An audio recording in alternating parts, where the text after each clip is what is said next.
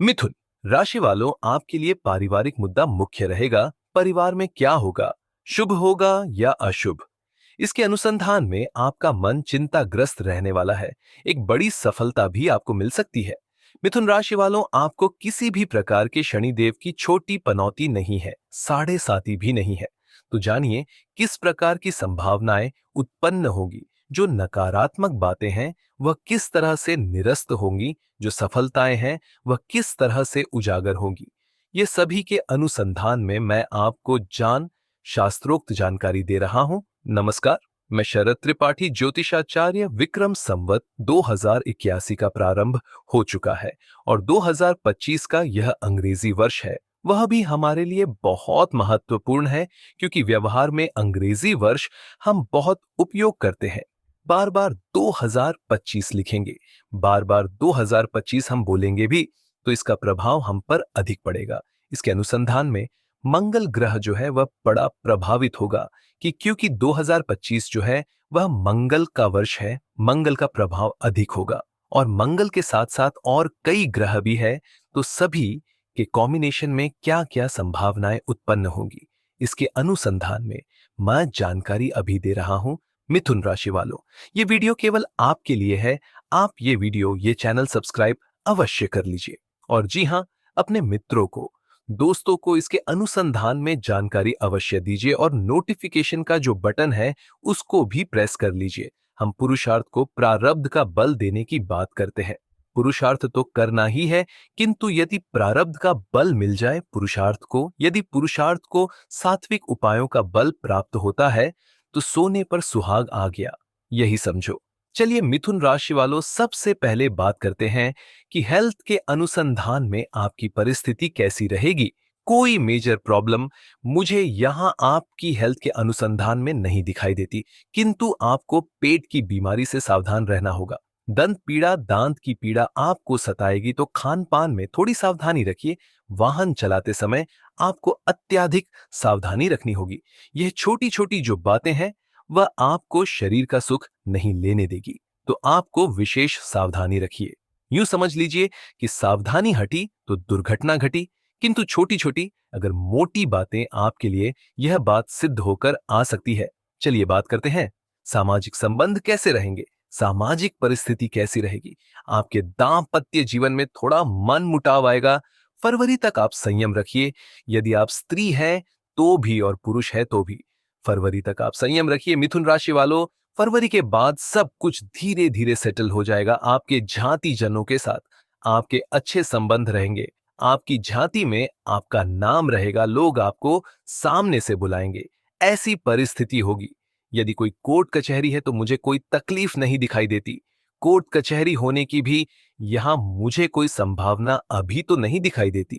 शत्रु पीड़ा है भी तो वह निरस्त हो जाएगी। आपके हित शत्रु जो है अभी निराश होकर घर बैठ जाएंगे।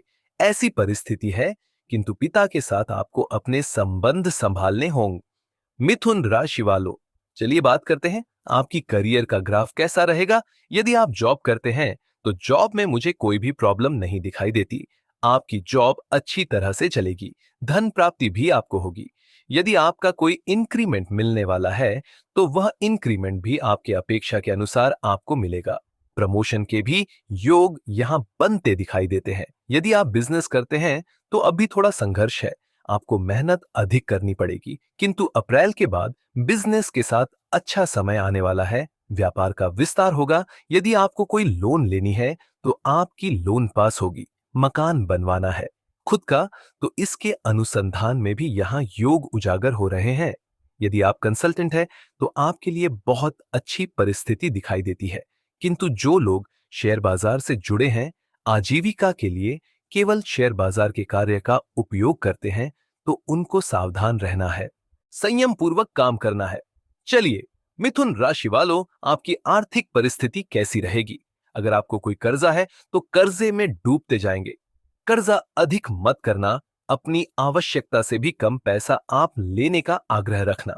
जहां तक कर्जे की बात है, लोन की बात है, पैसों के बिना आपका काम रुकने वाला मुझे नहीं दिखाई देता। यदि आप महिला है तो आपके लिए अच्छी परिस्थिति यहां है, और पुरुष है तो अपनी करियर का ग्राफ आगे बढ़ाने के लिए आपको किसी ना किसी महिला को छोटी मोटी गिफ्ट देनी है। और यदि आपका बिजनेस है, आप महिला है कि पुरुष है आपका, यदि बिजनेस है तो किसी 5 साल से छोटे बच्चे या बच्ची को आप कुछ गिफ्ट दिया कीजिए। अप्रैल के बाद यहां मुझे आपके लिए विदेश योग दिखाई देते हैं। अगर कोई मकान बदलना है, खुद का मकान लेना है, नई दुकान लेनी है, किराए पर कुछ ट्रांसफर करना है, तो वह आपके लिए अच्छी परिस्थिति बनती हुई मुझे दिखाई देती है। आपके लव रिलेशन कैसे रहेंगे, जैसे मैंने कहा, पूर्व भी कह चुका हूं अनेक वीडियो में, कि लव रिलेशन की बात आती है तो ये केवल अविवाहित लोगों के लिए लागू होती है। जो लोग विवाहित हैं उनके लिए मैं अलग से बात करता ही हूं। तो जो लोग अविवाहित हैं उन लव रिलेशन अच्छे रहेंगे, प्रेम संबंध हो भी सकते हैं, और ये प्रेम संबंध जॉब में पनप सकते हैं। ये भी एक बात है, किंतु अपनी प्रेमी के साथ आर्ग्यूमेंट से आपको दूर रहना होगा, वरना संबंध वही खत्म हो जाएंगे।